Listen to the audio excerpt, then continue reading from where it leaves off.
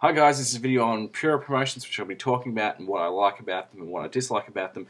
So hopefully if you don't watch Puro, you can take my recommendations and, I don't know, check something out. Lucky number one is DET. This is a promotion I never watch or never feel like I'm watching enough of, but I watch quite a bit of. It's probably the best comedy promotion in Japan compared to the other one, which I'll speak about in a moment. And it has Kota Ibushi, who's excellent. And there's no real criticisms I have of the product.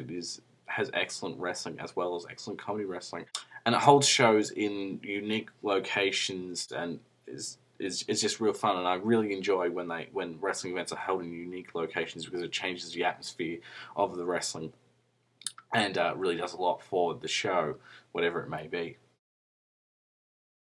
Next promotion up is Hustle, which I enjoy, but I don't quite enjoy as much as DDT. It always feels like a high-budget version of DDT with bigger stars, yet it's just not as funny and the wrestling isn't quite as good. While it does have big names, the actual wrestling isn't as good as what you'd find in DDT. Sometimes because the guys are just too old for it, and while it's an enjoyable product, I've always found DDT to be more enjoyable. I haven't watched it in the past, or I haven't watched the past few shows, but I believe they're undergoing some sort of change to be less comedy-based. Ooh, neck. Next up is 01, formerly known as 01 Max. This is at one point was considered to be the fourth largest promotion in Japan. These days it's not quite big. It feels like an indie that has Shinjiro Otani and Masato Tanaka, and doesn't really draw too well with those guys. And while I enjoy some of their major shows such as the Shrine Show or the Fire Festival, it's glaringly obvious that their roster really lacks depth. There's not many people in the promotion, and so it feels like you're often watching the same matches over and over again if you follow them quite a bit. But having said that, the wrestling is quite good, despite the fact that two of their biggest stars, Masato Tanaka and Shinjiro Otani, are getting pretty old and may not be around for much longer, and so the promotion may not be around for much longer either. So yeah. Next up is Dragon Gate. Some people love it, some people hate it. I'm somewhere in the middle. I can enjoy it and appreciate what it is, which is the high-paced, high-impact style. But if I watch too much of it, I get burnt out. And for a lot of people who are interested in that style or really like that style or like promotions like Ring of Honor and Dragon Gate and that kind of high-impact, high-paced style, you'll probably like Dragon Gate.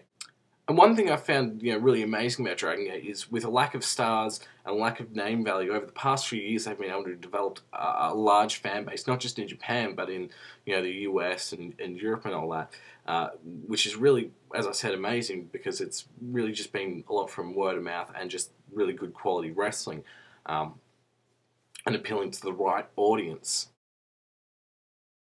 Big Japan is probably my favourite promotion at the moment. The reason for that is because it's not just really good deathmatch wrestling, but it's really good, wrestling of all sorts of styles, like lucha and tag wrestling, deathmatch wrestling as well, and even sometimes comedy wrestling. If it doesn't fit into the major promotions, it'll probably work in Big Japan, and that's one of the things I like about it. Last year I said they had the best weekly TV show, and I'll stick by that. Since then they lost their weekly TV show, which is a shame, but they have monthly 2-hour shows in Japan, which are really good, and I've enjoyed every one since, and it's just always really good quality, and it's a shame they don't draw more in terms of audience. And I say that because the product is just so good compared to other promotions which draw considerably larger numbers than they do in terms of audience. And Big Japan's lack of roster depth is just made up for with the sheer diversity of the product they produce. Old Japan Pro Wrestling. Now, Old Japan Pro Wrestling isn't the same Old Japan Pro Wrestling from anywhere before 2000. These days, it's close to New Japan in terms of booking and wrestling style. Having said that, I really enjoy the product. I think it's consistently good in terms of wrestling and booking. One of my major problems with it, though, is, and it's not exactly their fault, it's due to lack of TV exposure. They have a hard time getting the younger guys over. Usually it's okay for the undercard, but for a guy like Suwama who's trying to get over as a main eventer, it's very difficult for him due to lack of TV exposure. He has to wrestle a really, really good match just to get the same kind of reaction as, an older dude like Kenji Muto would have to for doing barely anything.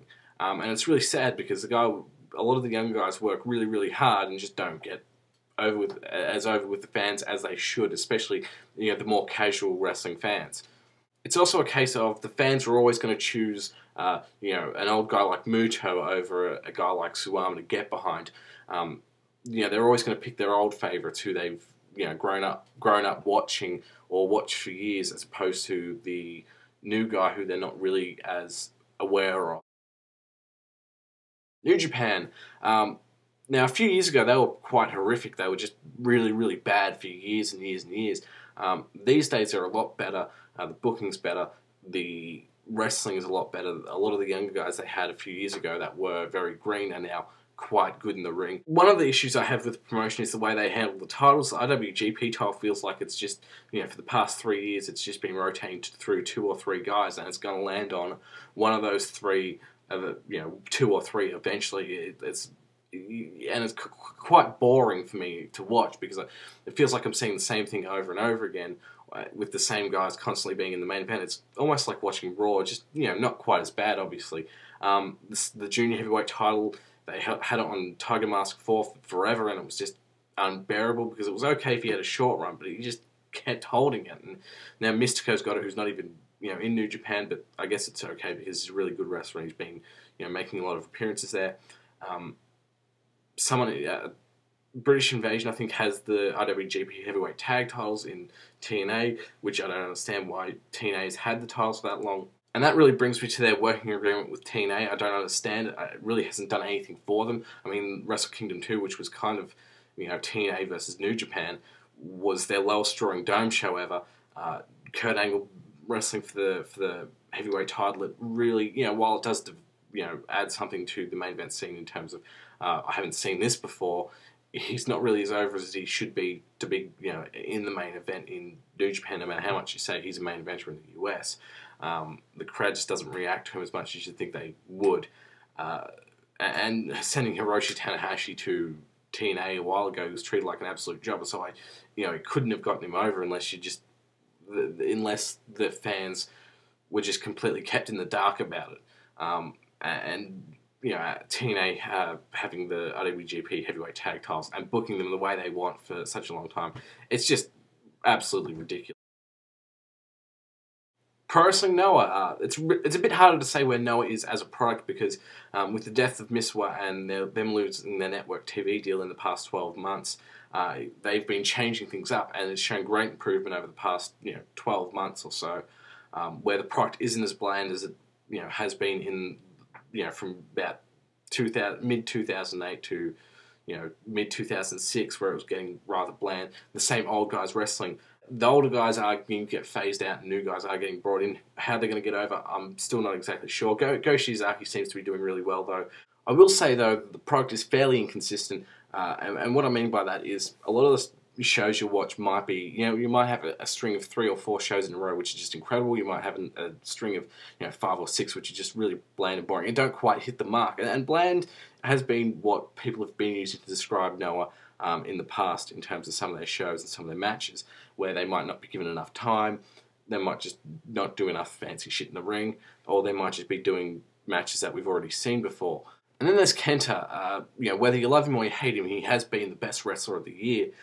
He's just had so many incredible matches. If I was to do a list of top 10 matches, I could put 5 or 6 of his matches from this year in the list and keep them there until the last few months of the year, and they'll still stand. I think he's just been so jaw-droppingly awesome this year that you can't deny that he is the best wrestler of the year. Kenta really is the saving grace of Pro Wrestling Noah. If you have a Noah card, you can pretty much be guaranteed that whatever match he's on is going to be the best match, unless of course he's dragged down by a whole bunch of other people, which is even rarely the case because he's been able to carry wrestlers who haven't been quite good in a while to excellent matches.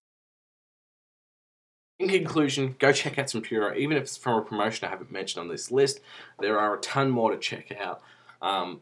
Some of which are good, some of which are bad. But I'll say a lot of the promotions in Japan at the moment are better than what you're seeing on TV in the US and here in Australia, because we get the same thing. But I'll put some links in the side so you can go out and check some of these promotions out and check some matches out. and buy some stuff for a really, really cheap price. So yeah, have fun with that if you decide you're interested.